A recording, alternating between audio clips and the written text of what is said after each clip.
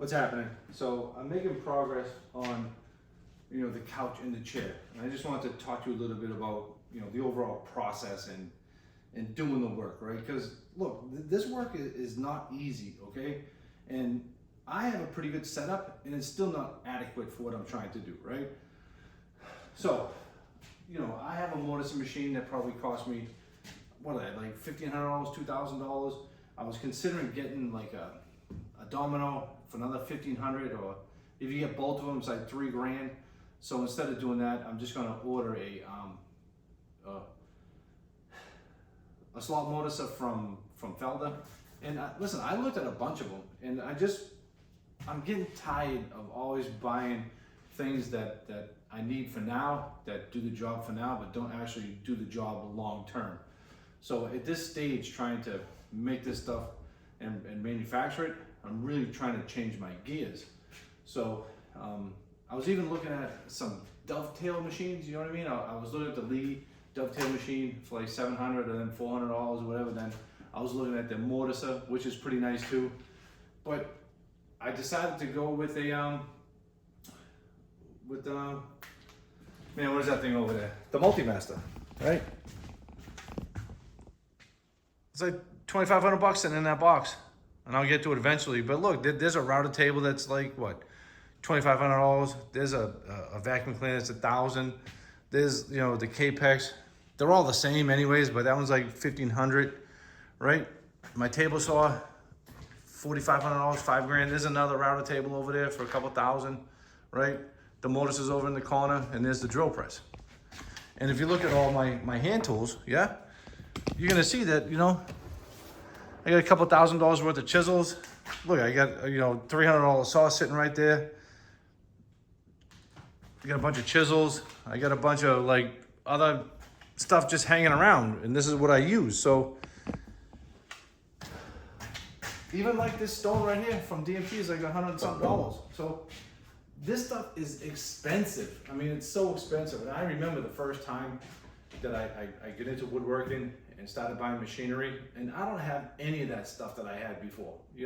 I outgrew it instantly. So if you feel frustrated in your shop and everything is difficult because your setup isn't sufficient, that's just the nature of the game, right? And this is like any other hobby, you kind of come in at an entry level, and then before long you keep buying more and more stuff. But ultimately, you need to know the foundational, rules of doing good woodworking to be able to get exceptional, results out of your work, right? No matter how you do the work, it doesn't matter how you guys do the work or how I do the work. What ultimately matters is the piece of furniture at the end. So I thought it'd just be fun just to show you the simple tasks of just doing something that seems simple, which is mortise and tenons on rails and fitting the arms. But let me tell you something, I've been doing this for a long time, and I still think one of the toughest things that you can do is make something that's totally square, not kind of square, but square, and then make a square hole, and then put those two pieces of wood together. And since this side piece right here was glued together, these things might have rolled, so the chances of these things being in parallel is pretty slim, right? And I've just accepted that's the way that it is for me. So I just need to do things to fix that. So another thing is that I try to clean my pieces up before I do any assembly, because the first time I built something at the Bennett Street School was a toolbox, and then I had to clean it afterwards, and then, oh my God, it took so long to clean up all those parts. I mean, clean up that final project, that I just find it way easier to clean up all these parts before I do my assembly, or during the process, and then protect the faces of all this stuff while I'm working. So you can see, look, my bench is a mess, right? Look at this. Like, if I have all that debris kind of hanging around on my bench, when I put, like, say that arm down on the bottom, face down, I'm gonna dent the crap out of it, right? So the thing about doing what we do is that it just takes so much effort not to screw things up throughout the process. Now, you can see, check this out. You see that? I just cut that on the table saw, and it's ragged, right? So a lot of times what guys would do, or what you might do is just, you know, sand it after it's assembled, but that's gonna look like crap. So I like to use a hand plane, right? You see what I'm doing? And look, just take it or leave the info, you know what I mean? It's up to you. So you can see that I got my paraffin wax, right? I always put that on the bottom of my hand plane because otherwise it's gonna screech. And you can see I'm only working half of it because obviously if I went out the other side, I'm gonna bust out this edge, right? And the reason why I know that is because I've done it too many times. So now I'm hyper aware of it. It's more important to me that this doesn't break off than this being totally straight and flat, right? And look, I did what? A couple of stroke elopes, and you can absolutely see the difference between what was here beforehand and how clean it is here. And then now you can still see there's a couple of scratches here from the bottom of my hand plane. So I'll hit this with a scraper a little bit, going in the direction of the grain. And you can see it's quarter sawn, so this is a bitch to work with anyways. So I'll just clean this up, right? Give me a sec. And it's all about process. And I've gotten pretty good at following the process. And I still forget all the time. And you can see this thing's bouncing, right? But that's okay. I mean, I could loosen it up if I wanted to, but in all honesty, I'm just trying to get the curse out of it. Then I try to put it back while I can. All right. So let me pick up the right one. I know it's the right one because I have it marked. I tell you guys all the time, make sure you mark all your parts throughout the entire process, so you don't make huge mistakes.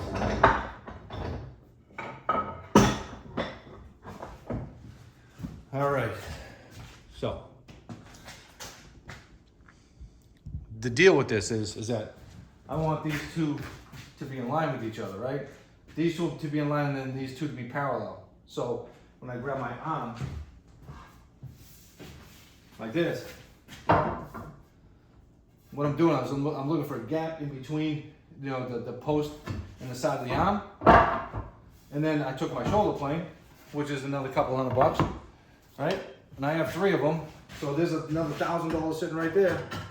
And again, I'm only working it from one corner because I know that if I go all the way through, I'm gonna bust out this corner. Because I've done it 1,000 times. Like I've broken that corner too many times, so now I know not to do that, right? And then I just pick the arm up. I check it continually until I'm happy with where it's supposed to sit. Now this has a 2-inch reveal on it. I mean, a 2-inch like overhang in the front. So I'll mark 2 inches, and then laying this thing out it has its own set of complications and rules, right? So I'm not going to get into it now, but basically you can go to the armchair and see how I did it. You know, I've changed it since then, but basically that's the rules, right? So this is kind of what it looks like. Let's see. So that's what I need to do now. I need to remove this material. Basically, I used a marking gauge. I set 9/16, and then I measured the tenon, and then I made sure that it was a little bit small on the top, and then on the bottom, you can see that I just went past my lines because it's the bottom, and I want it to be, you know, flared out a little bit at the bottom to make it easier to seat. You with me? So, yeah. So if you look at my desk right here, you know, I have the bench, which was like $1,000, what, $2,000, I think. I probably have $1,500 worth of tools sitting right there on my bench. You know, my squares, $160 or whatever. So look, that's what it cost. I always buy like a Starrett square because they're made here in Massachusetts, and those things are friggin' square, right? So now I come up to my other machine, and it's just a simple drill press, right? But it's not that simple anyways. You know, the drill press is, I forget what this was, $1,800, maybe $2,000. I totally forget what it was. I think I got like 30% off at the time, so that was a good deal. So basically, now what I need to do is find the location of my bit, which is an Amana bit, which isn't cheap either, right? I think that set was a few $100. and then make sure I stay within my lines. I'm gonna drill it out and then move it and drill it out again. And then basically, I don't know if you can see what I don't know what you guys are looking at, but you get what I'm saying to you, right? So I'm just gonna move that thing around, clamp it down, make sure it's going where it's gonna go, poke the hole in it, and then I need to go back to my bench and I need to carefully, gingerly chop all that stuff out. And when you do this, it's difficult because, you know, if you mess up the face of it, you're gonna see it right on the top of the arm. You know what I mean? So let's see the result. This is an oversized, big, fat, fluffy chair that I'm gonna make with an ottoman. So, you know, it's one of those like things like you can just curl up on. Rachel loves to curl up on things like this, so I thought it would be kind of fun. But you can see that I have the grain going in the right direction on the two legs, you know, the front of it, like I told you. And I really agonized over the direction of the grain that I wanted these arms to go in. And it was the hot wood of that log. And this is all quarter sawn, like legit straight up and down quarter sawn. You see it? So this stuff is like really difficult to work with. So I just cut it. I mean, I could have cut that off and then added afterwards, but I didn't.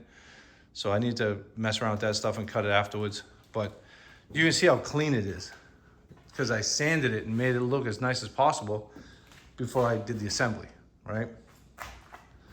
And I'll show you something that I agonize over, which is how I want the material to look.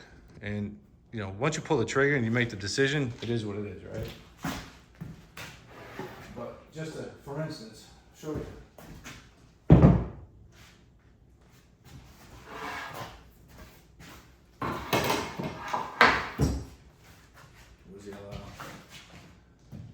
Hang on, I think I lost my other arm.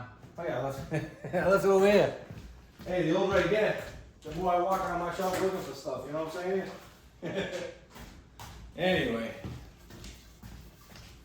So, obviously you can see that it was resawn, right?